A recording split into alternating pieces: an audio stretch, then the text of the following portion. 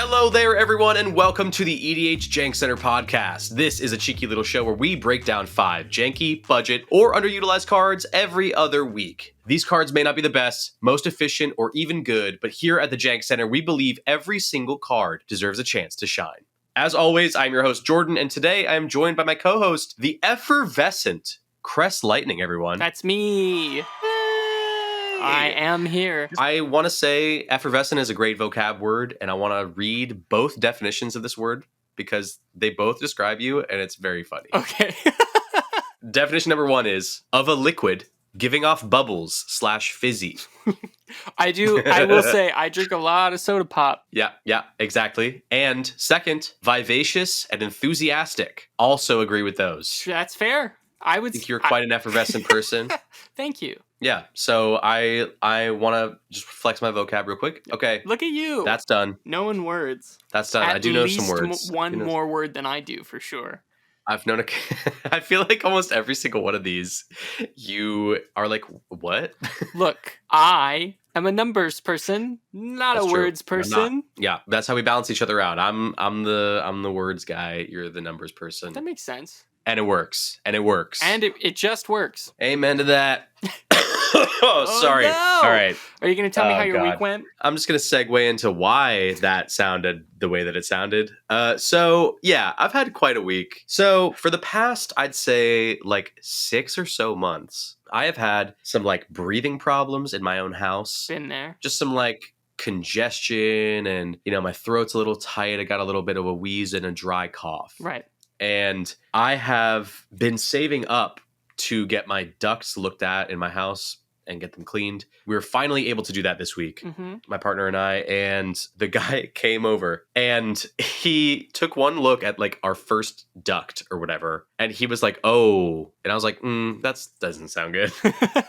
He's like, yeah, when was the last time you guys got your ducts cleaned? And I was like, well, we've owned the house for 2 years. We haven't gotten them cleaned. And he was like, okay, it looks like the previous owners hadn't done this in at least 10 years, if not more. Right. Because it was caked. I'm telling you, he showed me this picture that he took of our vents. My goodness, those ducts were like caked in dust, and there was also mold in there. Boo. And yeah, sort of an unexpected expense, but we had to pay for that mold remediation as well. I mean, it was kind of like, well, we can't just keep living with this in our house. We have to do something about it. So, parting with a lot of funds all at once is a bit stressful, but I'm very happy that now I can like sort of relax and I know the culprit because that's clearly like what's been causing affecting my breathing. The breathing problems. Yeah. I mean, I lived in an apartment, the last apartment I was living in, that was just like one of the guys who one of the maintenance guys who worked there said that the unit above us was so bad they were surprised we still had a ceiling. Oh, what? Right. Good God. And like throughout the whole, like black mold throughout all the walls, and it also had like a horrible roach problem. It was the worst place I've ever lived in, I should say. But I'm sorry, that's not funny, but that's insane to me. I mean, but wow. it is. I mean, him saying that, the audacity to say that to somebody is like, so right. You're going to do something about it? Do we have to leave? We did eventually leave. Yeah. And that was a really stressful, as you should. My God. Stressful move out here in the city, but it worked out. But we lived there for about like a year, and I remember it's gotta have some effect on your health, eh? Yeah, like really, I used to take these allergy meds that I take every day, almost sometimes twice a day, in order to just like breathe. And now I don't take them that often at all because that's how like bad it was in that space. I thought it was allergies, but it was really just the mold like slowly deteriorating. Yeah. The inside of my body. Yeah, so not fun, but also I can relate. Yeah, it's just been such and because of it being like such a huge expense for us, sort of relatively unplanned. Yeah. I had to pick up a bunch of shifts at work. I've just been so exhausted. Right. But that does not stop us. It does not stop that podcast from keeping this podcast train rolling. And we should say that the comfortability of it being actually taken care of because you were an adult and and got stuff taken care of that you could Yes. do.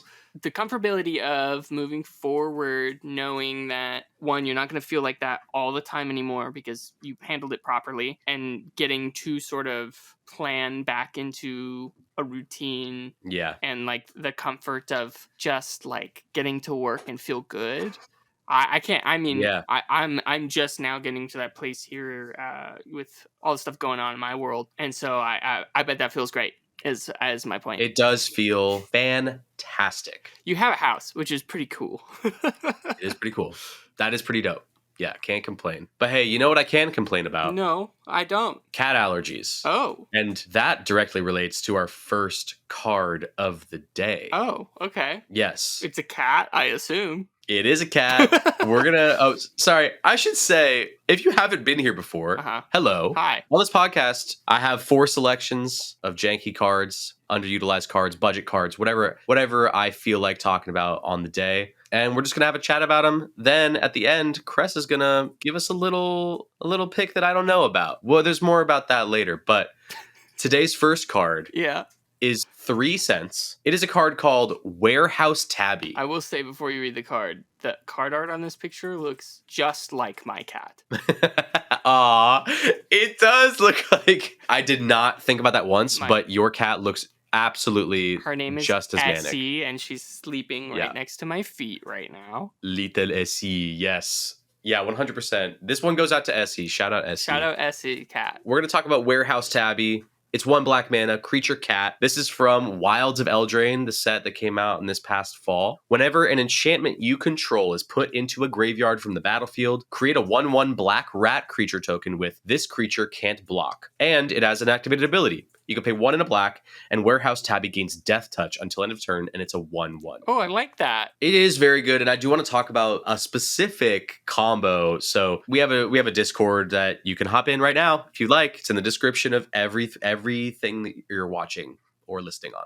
Just having chats, so cute. And in those chats, I find so many crazy combos and synergies that I have never heard of or thought of before in my life. And I want to talk about one of them today. Okay. So Warehouse Tabby, it interacts with, so clearly you want to have enchantments leaving and entering and leaving and entering to get any sort of value out of this thing. Sure. So there is a card called Screams from Within, and it's 1 black.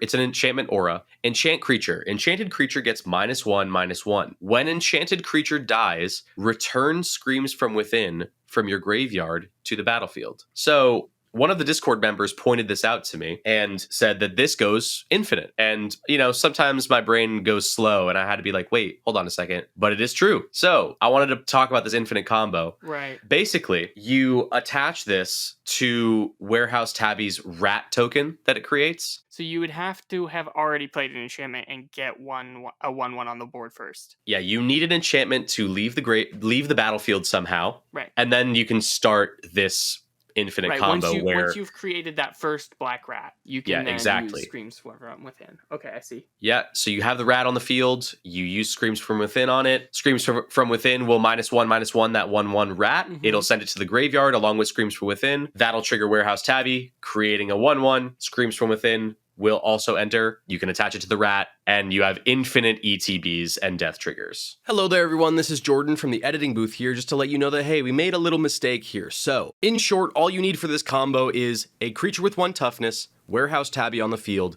3 mana left to cast Screams from Within. Then you just cast Screams from Within on your creature with 1 toughness, and you start that tasty loop. All right, let's get back to the action. So, that being said, I want to talk about the commander as well that I chose. Ayara, First of Locthwain, was the one that I thought of first. Yeah. Simply for the fact that this is such an easy home for this card.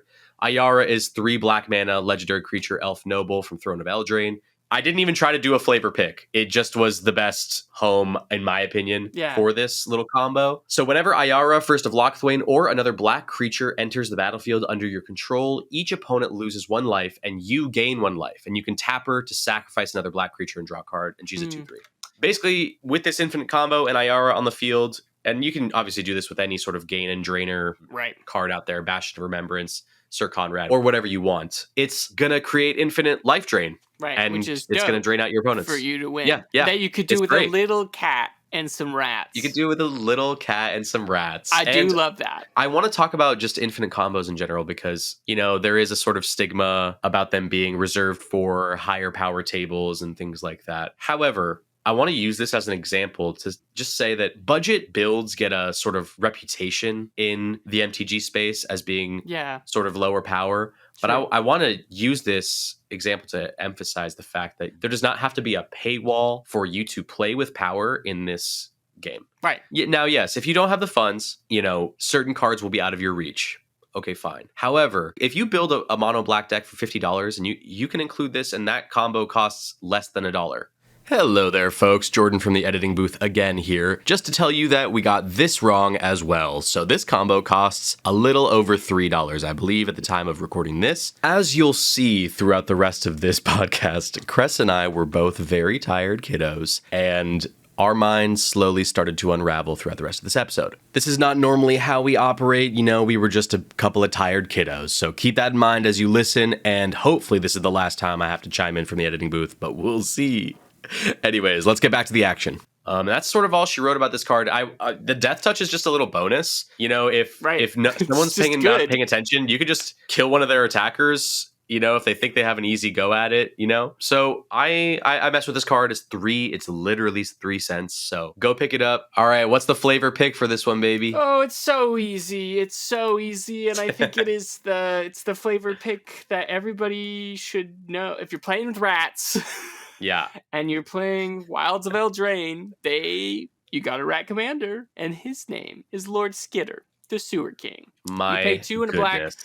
Is a legendary creature, rat noble. Whenever another rat enters the battlefield under your control, exile up to 1 target card from an opponent's graveyard. Oh my gosh. At the beginning of combat on your turn, create a 1/1 black rat creature token with this creature cannot block. Whoa, that's pretty cool. So rats, man. And also, I guess if you're going to throw that infinite combo in this rat deck, you're going to have lots of rat, ETB effects on on Lord Skitter. You can just play your commander and then the next turn start, because there's already going to be a rat there to trigger the infinite combo. And that's going to be infinite graveyard hate. You can just exile everyone's graveyards. Yep, but in a really janky way that's not like... Oh, yeah, for sure. But hey, that's the brand, baby. That's the brand.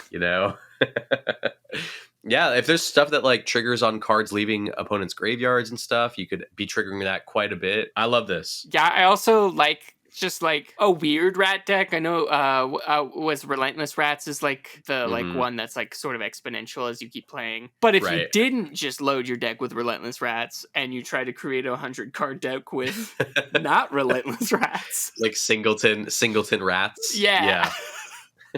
What's that look like? I don't know. I'm interested. You know what I love about this podcast is it gives me so many deck ideas to flesh out on the channel potentially. Yeah. Because I could see I would like to build this and try it out with just no Relentless Rats, or Tribal. 1 copy of Relentless Rats. Yeah, just 1 to use. Yeah, and then it's other rats from the game. And I think that'd be fun. It's true rat tribal. Yeah, let us know in the comments if you're interested in that. I'd like to build that for myself. That's fun. Okay. But okay. What's next? Let's move on to a favorite of mine. This is one of my fave boys here. We got Ludovic's Test Subject coming up next. That's 1 and a blue creature lizard. This is from Innistrad, the original Innistrad set. It has Defender. You can pay 1 and a blue, put a hatchling counter on Ludovic's Test Subject. Then, if there are 5 or more hatchling counters on it, remove all of them and transform it, and it's a 0/3. And it transforms into Ludovic's Abomination, which is a creature lizard horror. It has trample, and it's a 13/13. So basically, in short, you have to pay 12 mana total to get a 13/13 with trample. Absolutely inefficient, and I would venture to say that this card is there's a very broad definition of jank out there. A lot of people flame me in the comments for saying things are jank when they're not. I would argue that jank is a philosophy, but we won't get into that right now. Okay. I was going to say, I think that this is a properly janky card.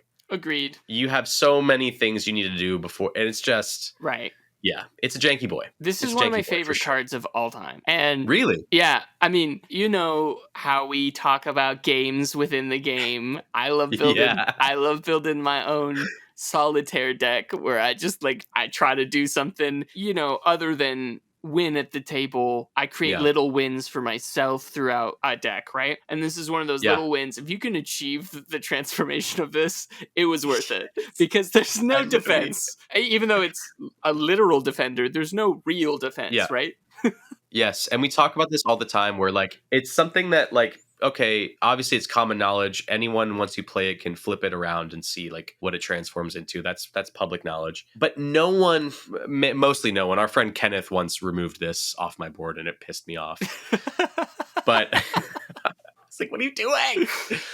I almost had it, but yeah, no, this is like one of those things where it's so janky that it's probably not going to draw removal from most of your opponents. It's just not. In a 4-person game, there's going to be way more important threats, and it's going to be hard for even you to get the 5 counters on it, because you want to be playing other stuff in the game. Unless obviously. You're doing a counter proliferation deck. Which is what I was going to say, yeah. Right. I mean, if that's the case, I do think that the targeting is warranted. If you know that that's the deck you're going into, you know that even one counter on this thing is going to just like maybe could be 4 on the next turn. You're like, in the next turn, yeah.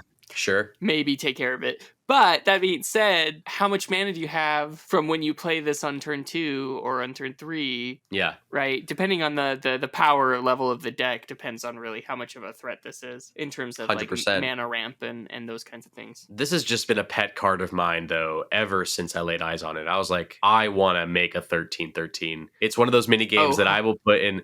If I can slot this card in a blue deck, I'm going to do it. Like 100%. I absolutely love this card. I love how hard it is to get off because it feels so satisfying when you finally do. I have managed to do it a couple times in different games, and it is so satisfying every time. Even if I lose, as long as I flip this over, it's a big W for me. Even if it's taken care of immediately on end step. Who cares? I did it. Exactly. And honestly, again, like you said, it's not that hard if you're running proliferation synergy, counter doubling, all that kind of stuff. Like I have a Vorel deck that this isn't in. I have a pick for this card, but it's not Vorel. You could run it in something like that where Vorel can easily double the number of counters from 2 to 4 and then 1 proliferate trigger and you're there. So yeah, I love it. And a 13-13 trample in mono blue is just really cheeky and fun to me. And yeah, just love me some good old stompy janky magic. And that's why I want to pick tell me card. about your commandy pick. Yeah, so I picked Kamiz, Obscura Oculus. This is a commander from the new Capenna precons. Yeah. And Kamiz is 1 white, blue, black legendary creature, Cephalid Rogue. It says, whenever you attack, target attacking creature can't be blocked this turn. It connives. Then choose another attacking creature with lesser power. That creature gains double strike until end of turn. And then it describes conniving. We're not going to get into that right now, and it's a 2/4. This is like a personal build of mine. I have a Kamiz deck that's just $35. It's one of my properly budget decks that's in my own personal collection. And it features, the whole theme of the deck was like, well, I don't really like Esper at all. Like most of the choices in Esper to me, I'm never inclined to build any of them. Right. Kamiz came out and I was like, I played against this. One of my friends here where I live, we were playing together and he brought out this Kamiz precon. And he was like, yeah, like, do you want to play it? I was like, yeah, sure. Played it a couple times. I loved the way that it played. So much fun, tripping and conniving, like drawing cards, buffing creatures up, like unblockable double strike. It was just so anti-Esper in so many ways. Right. I personally bought all of the precons. I don't usually buy every precon in a set, or even, there's so many of them every release now. Yeah. I often don't buy any in a release, but for New Capenna I bought all 5 of them because they were all like so unique to play, and I was like, this is. And Kamiz is one of the go-tos for sure from that precon. So if you're considering getting into Magic, those New Capenna precons are dope. Any of the New Capenna one, but the Kamiz one is really fun. The toolbox one is really good. Henzi Toolbox Torre. Yeah, and I like the Rhino one. Perry the Pulverizer. Yeah. Perry. But yeah, the whole theme of the deck for this Kamiz deck that I have is like, I had all of these little creatures in Esper that I really was a fan of. Yeah. And I just wanted to throw them all in a deck. And I thought, when I was thinking about that concept, I was like, well, I'm going to be attacking a lot, ideally. But what's going to enable that in Esper? And then I was like, Kamiz. I've wanted to build a Kamiz deck. Now these two ideas are synergizing together. And I mean, the synergy is clear. Right. Once you flip Ludovic's test subject into a 13/13 with trample, you can either give it double strike or unblockable, and it will literally always be scary and good. Right, exactly. And that's pretty simple. It's just a big attacker, one of the biggest attackers in the deck, honestly. And I haven't gotten it through for damage yet. I will one day, but not yet, because the time that Kenneth removed it from my board was in this Kamiz deck. Right. And I had gotten it off, and I was about to, deal 26 damage, with double strike. And Ken, being a reasonable Magic player, was like, I'm going to remove that. And I was like, all right. An actual intelligent, really good player at the game. Good threat. And one of the best strategic players in our play group. Oh, 100%. Yeah. Very, very smart. Very, very smart dude. Kenneth, if you're listening, we love you. I hate you. Oh.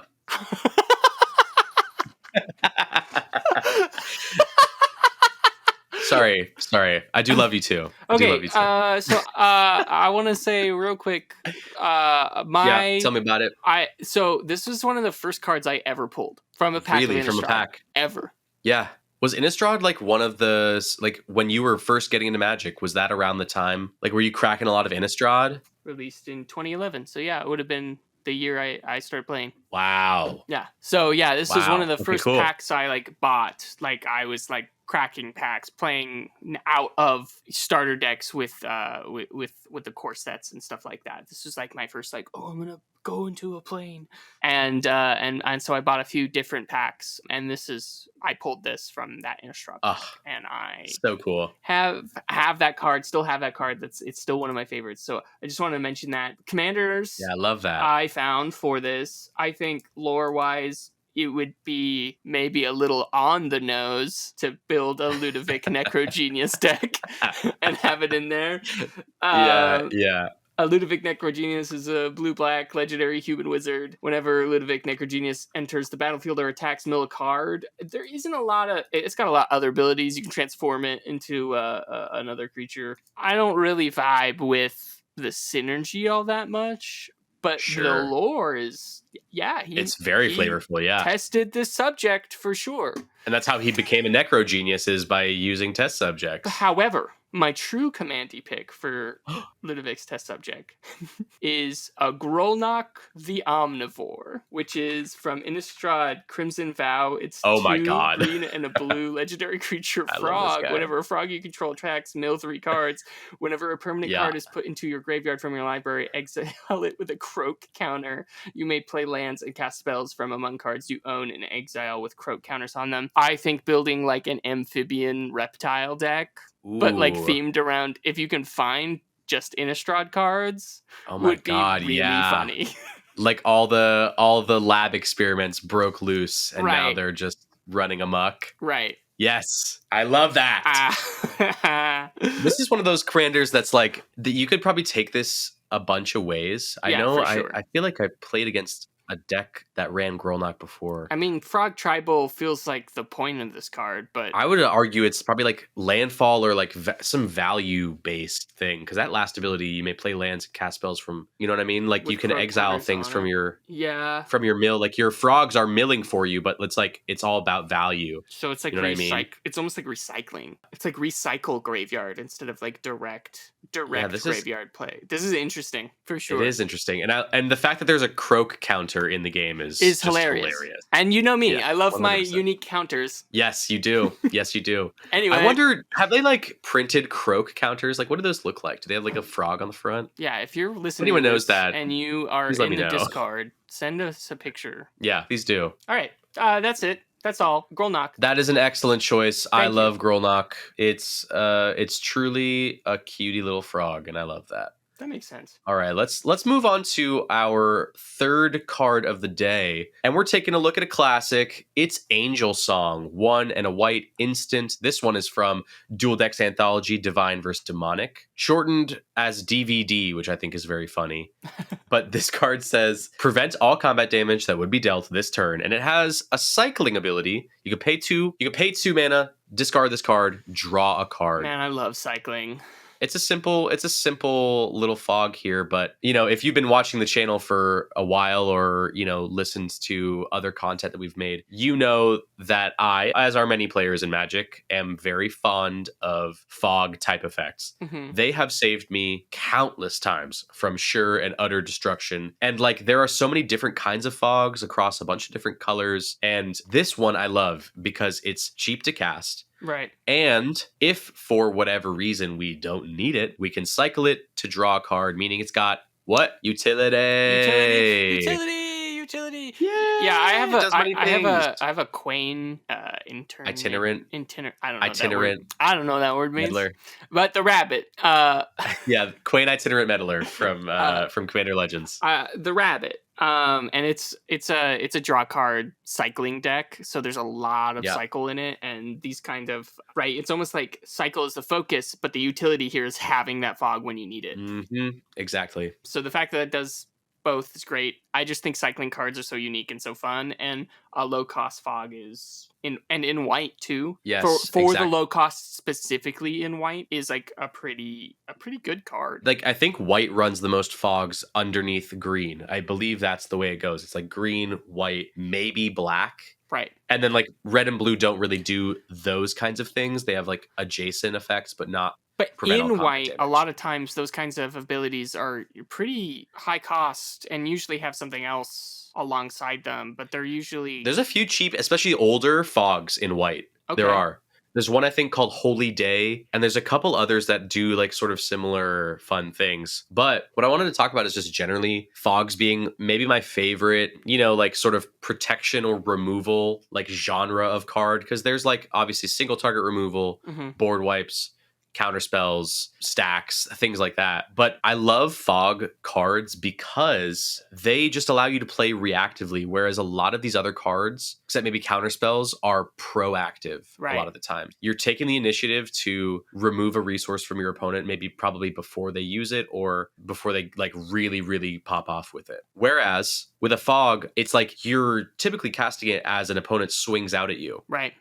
And that means they're leaving themselves completely vulnerable. And then in response, you get to cast this fog and completely ruin their game plan. And I just absolutely love that because like when you can bait an opponent in a game. Yeah. I mean, that's just so invaluable. I've won a couple of games in my life simply for the fact that like an opponent didn't anticipate the fact that I had a fog in my hand and then they swung out.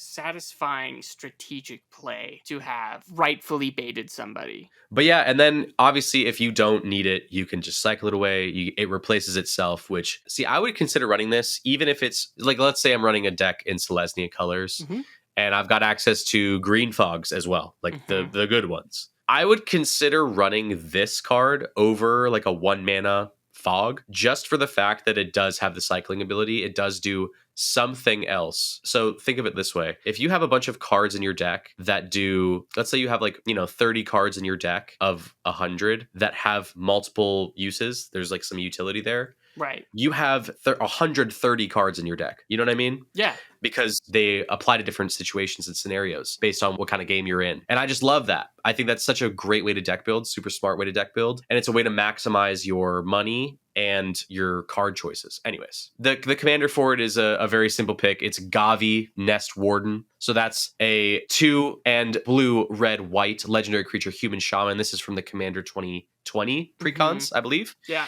You may pay 0 rather than pay the cycling cost on the first card you cycle each turn. That's so good. Whenever you draw your second card each turn, create a 2/2 red and white dinosaur cat creature token. What? And she's a 2/5. What? Dinosaur cat. A dinosaur cat. I believe this is like Ikoria. There's the crystals in the background. Yeah. So it's all about the weird little creatures, which I loved Ikoria. I want to go back so bad. And there was that whole period during MTG Arena where like cycling was a big thing in the standard meta, and I hated it so much. I was so upset all the time playing that game. But yeah, clearly, obviously, you can cycle this for 0 mana with Gavi, and then if it's your second card drawn in the turn, you're making a 2/2, and also you get a fog in that build, which I think is invaluable. Right. And yeah, this is a simple little home. That's great. What about you, baby? Okay, I took a little different approach. Yeah. I don't care this is a fog. Okay. I do care, as a matter of fact, Yeah. that this card comes from what is it?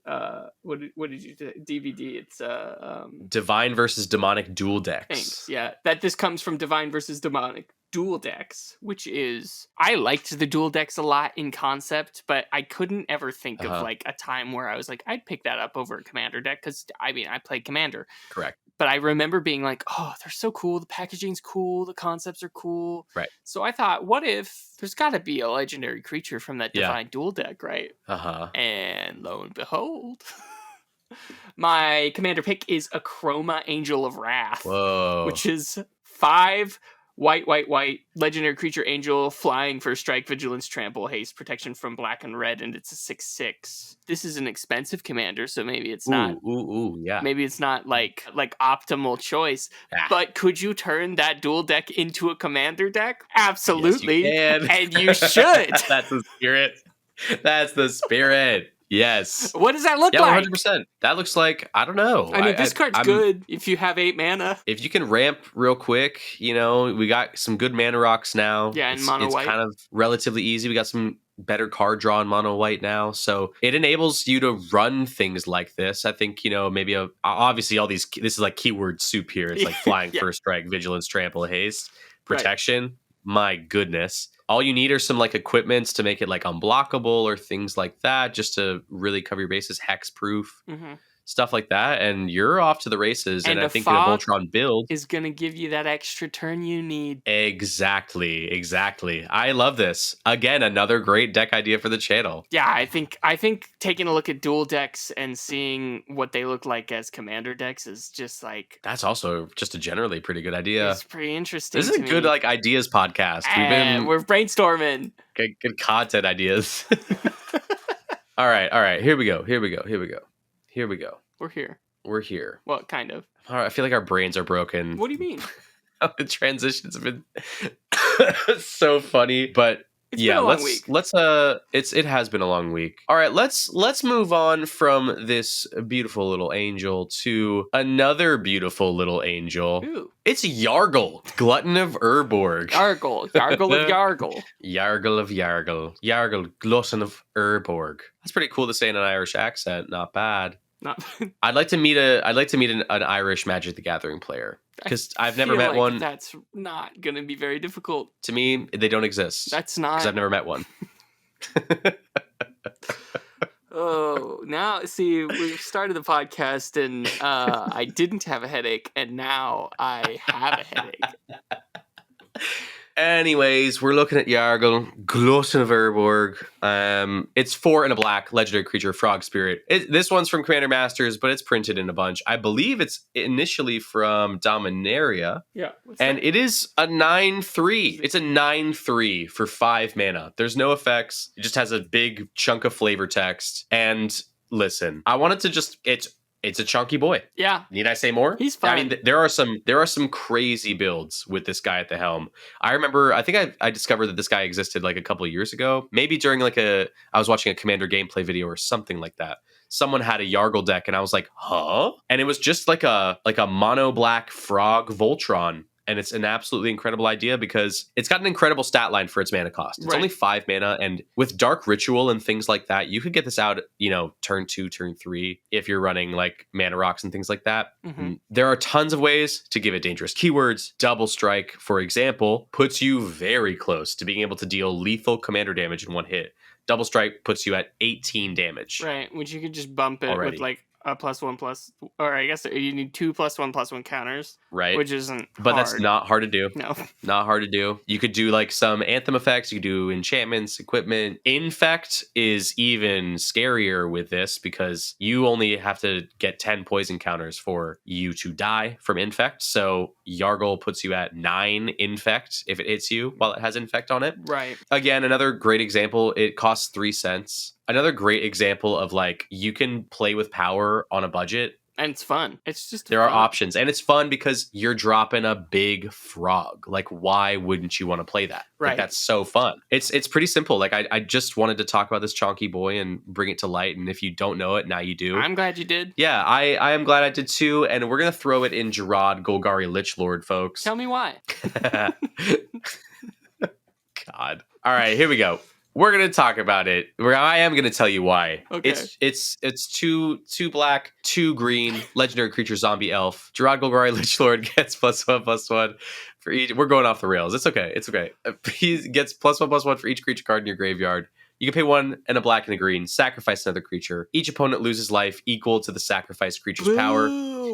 It's pretty good. I love this card because I have it. Sacrifice a swamp and a forest. Return Gerard from your graveyard to your hand, and it's a 2/2. So this is another deck that I own in paper. I have an all creatures version of Gerard with Umori, the collector, as the companion. Okay. That's one of the companions from Ikoria. Basically, if you want to build with a companion, you have to build with the stipulations on the companion card. Right, you have like a Umori stipulates that you need to have only 1 card type in your deck, and then spells you cast of the chosen type cost 1 less. So you can choose enchantments, you can choose creatures, you can choose, whatever. Mm-hmm. I chose an all creatures build of Gerard, and the whole point is having creatures larger power than their mana cost, so that I'm dropping down big fatties, sacrificing them to Gerard, and draining the table of 9, 10, 12 life. You get the picture. Yeah, makes sense. Yeah, Yargle is perfect for this build. Not only does it keep our budget low, but for 5 mana, we're draining the table of 9 life. And, maybe you pay 8 mana for Gerard, because his activated ability costs some stuff. But the thing is, you're not going to be, ideally, in my build at least, the way that I play it, you're not going to be sacrificing them as soon as they come in, because they are also extremely formidable attackers. And so you're putting your opponents in a rock and a hard place. It's like, okay, do I block this 9/3 and then lose my creature? Do I take 9 damage outright? My dream is like dealing the damage and then in second main using Gerard's ability and sacrificing it and draining everyone of another 9. Right. Yeah, that's my choice. It's a good choice. What'd you pick, baby?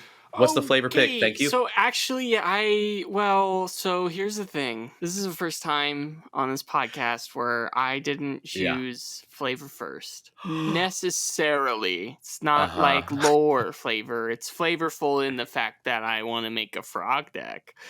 But it's not flavorful in lore. Sure. Maybe in concept, but this gave me an excuse. I really wanted, ever since this card was printed in Kamigawa, or in Neon Dynasty, Kamigawa Demon, in Kamigawa Neon Dynasty. I've always wanted to build a Tatsunari Toad Rider deck. Ooh, yes. Which is 2 and a black. I love Tatsunari. Its first ability doesn't matter, but the thing that does matter, it's a 3/3 human ninja legendary creature. Its first ability, again, doesn't matter to me for this Toad build.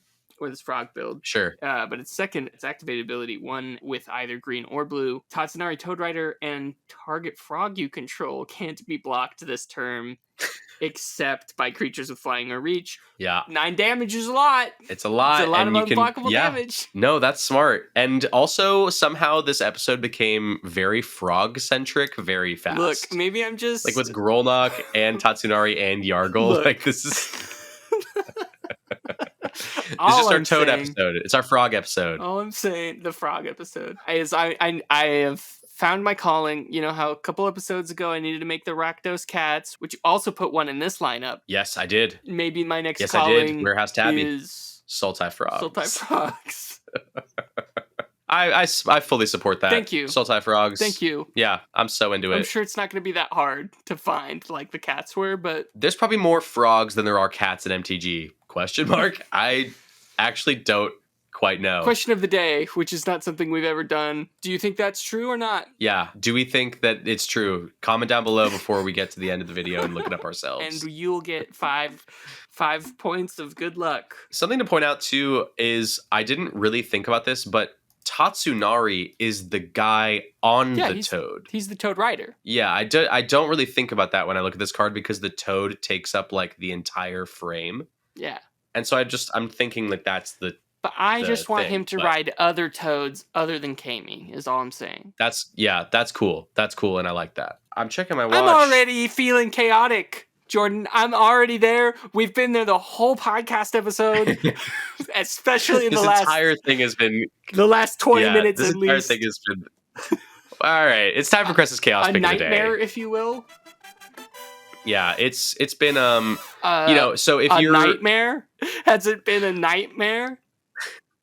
I have to tell them what Cress's chaos pick of the day is. Okay. First. So listen, if you know the show, you know that I pick 4 cards, and then at the end of the list, Cress picks a card that I have not been told about. It's completely new to me. We do show notes and things like that, and there's just none around this card. So I get surprised every single episode. Now let's segue to this. Some could say that this segue was a nightmare. Yeah, that's good. My chaos pick of the day is Howl from Beyond, specifically the 2-cent version from Dominaria Remastered. It's pay X and a black. Target creature gets +X+0 until the end of turn. It's an instant. What is happening to that little cutie in the art? I don't know. Oh my gosh. It's getting eaten by a nightmare. Whether it howls for hunger or for joy, you're in trouble just the same. Well, just the same. Yep, of course. I love this card, though. This is great. And I didn't even realize that there were never seen X spells that buff things in black. Before, and I've never seen anybody use this card. It's a common. It's a common from Dominaria Remastered, which means it was probably a common. And it's really old. I was gonna say it sounds like it's an old card because it just doesn't do black does not do this anymore. Limited edition alpha. Wow. Yeah. Well, there you go. So this 2-cent card, there's a version of it that's $16. One of my goals is to one day. I like to buy collections every once in a while. I would love to just stumble upon some like alpha cards. Yeah. Limited edition alpha. That would be cool. That'd be so cool. Especially if you didn't have to pay a lot of money for them. If you just stumbled 100%. upon them. I would love that. So if anyone wants to help me stumble upon some limited edition alpha cards, please let me know. Yeah, so I want an excuse to build this deck, and obviously it's so old that it's on the plane of Dominaria, which is like the original plane. The OG plane, for Magic. And I'm pretty sure what we're seeing on the card is a nightmare. Right. Not 100%, but I'm pretty sure. Or Phyrexian? Question mark? I don't think it's Phyrexian. It looks just like a regular nightmare. Like an old school Phyrexian, maybe? I don't know. I just know that Phyrexians were on Dominaria for a little bit. Yeah, no. This looks like just like a nightmare of the plane. Nightmares are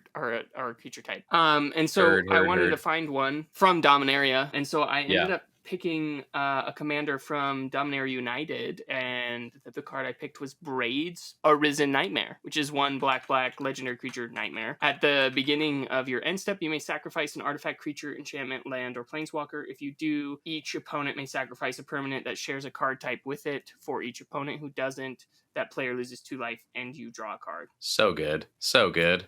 Yeah, I think building a nightmare deck is something. It's an idea that I wanted to do. Maybe keeping it in Dominaria would be cool. I'm sure there's enough nightmares from Dominaria, but just a mono black Dominaria deck, but made with some nightmares would be cool.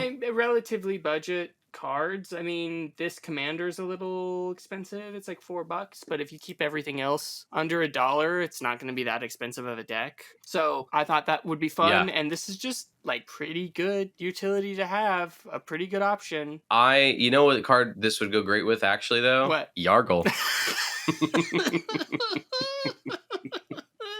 Because it's the frog episode. It's the frog episode. That's going to be the title. That has to be the title. You can title it whatever you want. I'm making it the frog episode. Yeah, for sure. Frog episode. People will be like, what does that even mean?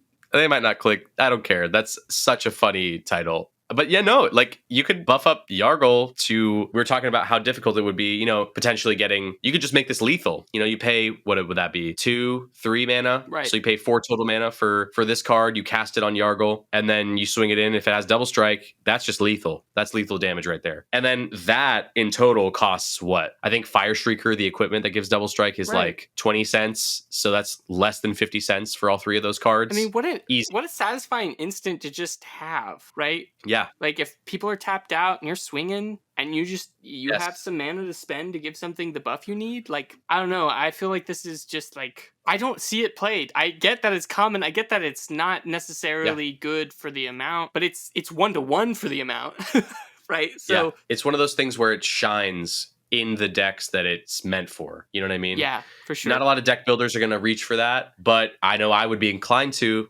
especially now that I know that it exists, Yeah, to put it in a exactly. Yargle deck. 100%.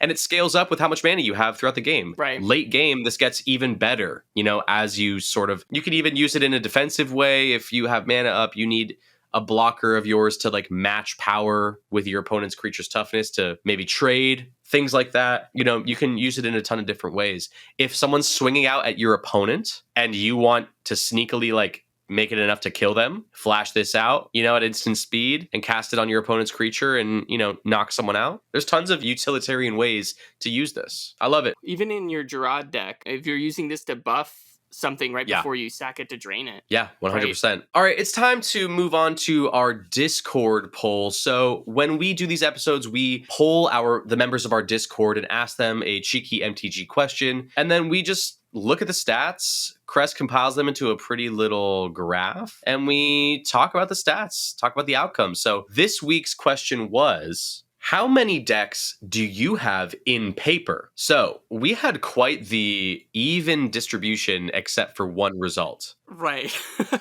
So interesting to me. But okay, so we'll break them down. So the categories were 0 to 5, 6 to 10, 11 to 15, 16 to 20, and then 20 plus. And I asked this question because I know that a lot of our Discord members, especially the people I've played games with, like they also do this Moxfield OBS. So like you stream Moxfield, like Moxfield's playtester feature through your screen recording software. Right. And so you get to play the decks that you build without necessarily, which is awesome. I've never seen that done before. We did that. We did a patron game, and I might switch to doing that so that I can play with some of these jankier builds that I really want to play with. It makes things so much more accessible too for people who, can't necessarily afford all the trimmings that come with deck building as well. Buying all the cards, but also buying the sleeves, the deck boxes. Also, yeah. Etc. So contained. Exactly. So that's why I was interested. I wanted to know how many people actually properly own and like have them in paper. You know what I mean?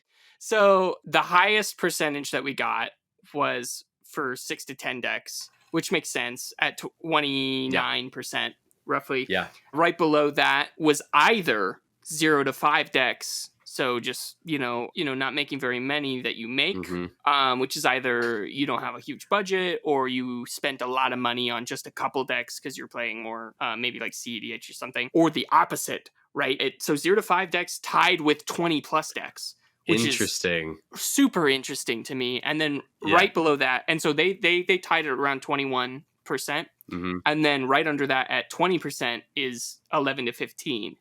And then the lowest was 16 to 20 at 7%. It's really interesting that, 0 to 5, 6 to 10, 20 plus, and right underneath 11 to 15, those all got roughly around the same, 6 to 10 being slightly higher, but like 16 to 20 was so dramatically low. And I think the reason for that is in the increments of 5, right? If you're making 0 to 5 decks, you're doing one of each, maybe monocolor, or you're doing, your 5, right, decks that you like. Sure.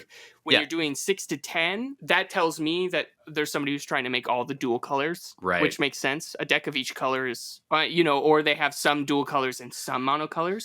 And then 15 is trying to do one of each monocolor and one of each dual color, right? And then above that, when you're trying to make more than that, you're either in the deck building. You're like into deck building.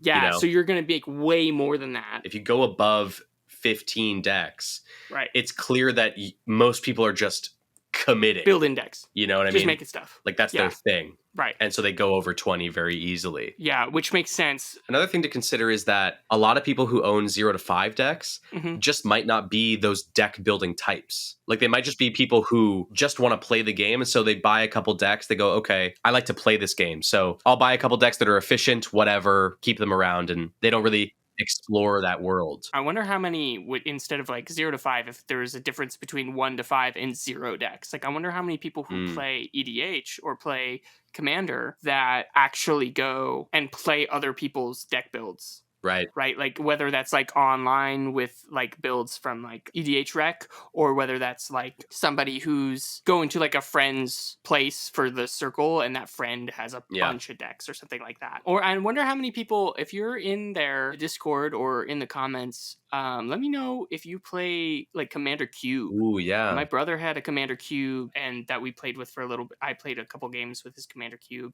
and his play group didn't like make a ton of Commander decks for that reason, because they would just show up and they would update the cube. So if that's something that you guys do, let me know, because that's interesting. Like, you draft and play Commander, which is a interesting way to play the game. That's a little different. So curious on if you're somebody who's like in that 0 to 5 category. Are you somebody who's not necessarily into deck building but play the game in some other unique ways to get around the fact that you're not like a deck builder? Because I feel like Commander, clearly based off of how we talk, is a deck building game format. Like, it really is about just like, I mean, but maybe not, because I mean, it's just as important. I mean, deck building is important for every format. So I don't know.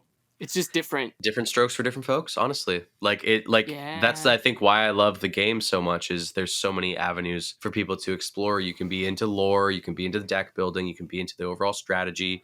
You could even just be into it for the social aspect. Like, you don't even necessarily care about the cards themselves. It's just like, it's a game that allows me to interact with others in a fun way, or, whatever. Super interesting poll. I love this. I think that was one of my favorite ones we've done so far, I think. It's so interesting that it's so evenly divided. But it is like right on the point of, this is such a good game for self-expression. 100% agreed. 100% agreed. Now let's move on to our last segment of our show today. It is our patron question of the day. So for those who don't know, we have a tier of our Patreon where if you pay the $3 a month tier, you get to submit questions for us to answer here on the podcast. So today's question is from our patron Jacuzzi. Jacuzzi, thanks you. Jacuzzi. You're the best. Jacuzzi asks, if you could design a commander, what would it be? Now, Cress and I spent some time. This is a question. It is a question. We thought about this. My first impulse was to make myself into a commander. Like, if it was me, what would I be? But I don't know that was necessarily the question. So we'll save that one maybe for a future episode. But this is definitely a close one. The one that I designed was definitely, it fits all of my tastes for sure. Right. I think both of us sort of sat in, not necessarily what if I was the commander, but for the way that I like to play the game, what would be a fun commander? I was trying to think of like the most fun commander I could play. Like, what would really get me jazzed to play it every time? And I think this sort of encapsulates all of it. So I'll go first. I don't have a name. I don't either. So if you guys want to come up with names, it can be us if you want it to be, or if you have a fun concept. I didn't come up with creature types or anything like that for mine. Yeah. Because I wasn't, I'm not thinking tribal necessarily. I'm thinking more, I went a different route. So if you have an idea of like where this energy fits, I think that would be fun to get some suggestions for what these commanders would be called.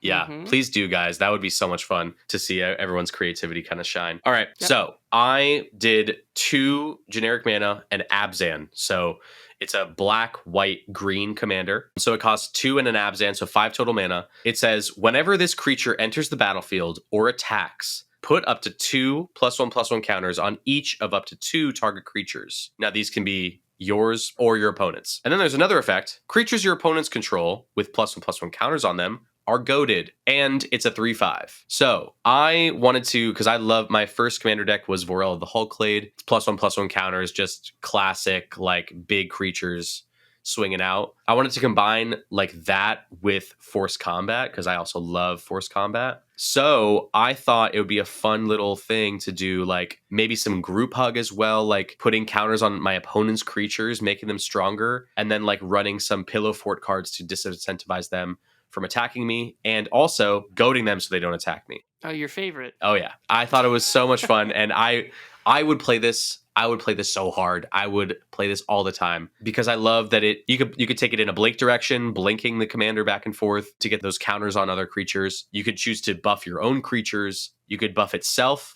There's a ton of ways to take this, which is what I love in deck building. And then, it's got that larger toughness than power. So it incentivizes you to be attacking and triggering it that way too. Right. So yeah, that's sort of mine. I'm curious to see what people would name it and what it maybe, what plane it sort of synergizes with. We're not like professional designers too. So like if it feels too powerful or if it feels not powerful enough, I mean, if you're somebody who's like into game design, I'd love to hear everybody's thoughts on sort of that aspect of the build. Like rank it. All right, what'd you come up with, baby? Yeah, so for mine, it would be a 3-drop commander, Yeah. blue, black, red. Mm-hmm. And it is a 2/3. It's probably a wizard because I'm going to be playing with sort of like enchantment. So aura enchantment is kind of Yeah. what I want to focus on. So it's a 2/3 for 3, and it has 2 activated abilities. So it would be 2 colorless. You would copy target enchantment aura. I'd probably be, because I want it to be limited, because I want it to steer how you play the game. So it'd copy target enchantment aura that you control and attach it to another target creature Yeah. that you don't control. So basically, I want to incentivize you playing sort of like negative effect enchantment auras, things that reduce attack or defense, things that freeze, things that, Like make it so you don't pacifism and things untap like or that. change. You're right, exactly. Well, except for that's white, so this would be Grixis, but I'll get there in a second. All right. Because I do want this commander to have all 4 colors, so I'll get to the second ability. But the first ability would be 2 colorless, and then you would you would basically get to copy your own enchantments and copy them onto another creature on the board that you don't control. So it's incentivizing you to play those auras onto multiple creatures on the board, but not necessarily the same opponent. So like you could then Spreading copy it onto spread the love around. And then the second ability would be 3 colorless and 2 white. So you could get all 4 colors on the card. Nice. Yeah. So 3 colorless and 2 white, and you could do the same to positive buffing again for a different creature. So if somebody who's really good with rules text could write this out in a way that makes sense, you would basically copy target enchantment aura that you control and play it on a different target creature that you control. So you have to pay a lot more mana and specifically to be buffing 2 white your creatures to buffing your own board by copying an enchantment aura. That's so cool. That is so cool. And just like to build an enchantment aura deck that isn't like Voltron necessarily. Yeah. It's about spreading the auras around, I think would be really, really interesting. Yeah, there's a commander that does that now. It's Arietti from Wilds of Eldraine, but she's only black and white. So adding blue and red to that is really cool. Very interesting because there's lots of really weird and janky blue and red auras. I've thought about doing sort of Grixis. There's a list I'm brewing. I'll probably put it up on the channel soon of like Grixis Aura Voltron. Right. Using all these random weird ones that are from like old sets. Right. And I like the idea of playing with 4 color cards that aren't in Voltron. I like playing with 4 color cards that like really utilize the creativity of having all of the options. Yeah. But trying to make the gameplay feel a little, in sort of the way that Kenrith does. Sure. Where it's like staggered by power level based off of what thing you're doing, but you have options to sort of build the deck however you want because it's in 5 colors. Exactly. I kind of want that, but removing green, so removing some of the like easy ramp to the deck. Yeah, 100%. I love it, and I sport it, and someone please illustrate these because I want to see them in card form. I mean, if you've got some ideas, I might make these cards and we can put them up in the Discord and put them up on, maybe print them or something. That would be fun. Ooh, that'd be cool. But yeah, really cool. I don't really know names. I don't know if they're going to be us. I don't know if they're not. But it'd be fun if we had somebody who's better at rule text than maybe we are at talking. Yeah. Maybe translate. Yeah. So that I could then maybe make some proxies. Amazing. Well, that's sort of all she wrote for us. I think we're done. It's time to plug the pluggy plugs. Oh boy. So listen, guys, if you want to support all the fun stuff we do here at the Jank Center, including the podcast, short form videos, the Discord, and our monthly giveaways, please make sure to check out our Patreon. It's in the description and the show notes. We've got 4 awesome tiers. A $1 tier that gets you an extra entry in the giveaways every single month in the Discord. At the $3 tier, you get that extra entry plus the ability to ask us questions that we answer live on the podcast. At the $10 tier, you get everything plus access to our monthly patron game nights. So joining at this tier means you get added to an exclusive Discord channel where you get to jam games at least once a month with Cress and I, as well as the other patrons. Then, for our big spenders or people who really want to support what we're doing here, we have the $25 tier. Supporting at this tier means that you get everything from the other tiers, plus shout outs at the beginning of every video and podcast, and the opportunity, if comfortable, to be a guest on our 5 Cards or Die series. If you don't have the funds, though, to support through Patreon, never fear, because you can join the Discord and be a part of that community completely for free. The EDH Jank Center Discord is a public Discord of a bunch of people that love budget, janky, and underutilized cards, and we talk about sets, spoilers, cards, budget brews, anything and everything under the MTG sun. And like I said, we also host monthly giveaways of MTG product every month, so that's very cool and fun. We've given away some really awesome stuff. And finally, y'all, don't forget to subscribe to the YouTube, follow the Instagram, Twitter. We have a Twitter now, and TikTok. It's called X, I believe, is the website name. Never acquiesce. Never acquiesce. It's Twitter always. Yeah, but it's at EDH Jank Center. So go check us out. And also make sure to leave a 5-star review of this podcast on the listening platform of your choice. It really helps us so much with the algorithm, helps us get found by more listeners and, all that great stuff. With that being said, Cress, you got any closing statements, baby? Yeah, I just want to say, if you're somebody who's been in the comments for the last couple of podcasts, and I want to appreciate all the feedback that I've gotten. Yeah. And let you know that we're reading it and we care. And yeah, and so if you've got any ideas on how to, maybe improve the format of what we're talking about, or just want to engage with us in any way, we're reading comments, and we do engage a lot in the Discord. Jordan more so than I do, but I'm lurking. Yeah, Cress is always watching. Always watching. Maybe that's a good title for the episode. I'm just saying, it's the frog episode. Yeah, it is the frog episode, but Cress is always watching is also, that's like runner up, I think. Yeah. But anyways, I think that's it for us. We have to go and rest our brains. This has been a wild ride. Yep. Yeah. You can have the thing you say at the end of every episode. I'm going to say the thing I say at the end of every episode, which is, listen, kiddos, never forget, the spirit of the format is the gathering. And that's all for me. I'm signing off. And I'm also signing off. Wait, well, yeah, okay, I'm signing off.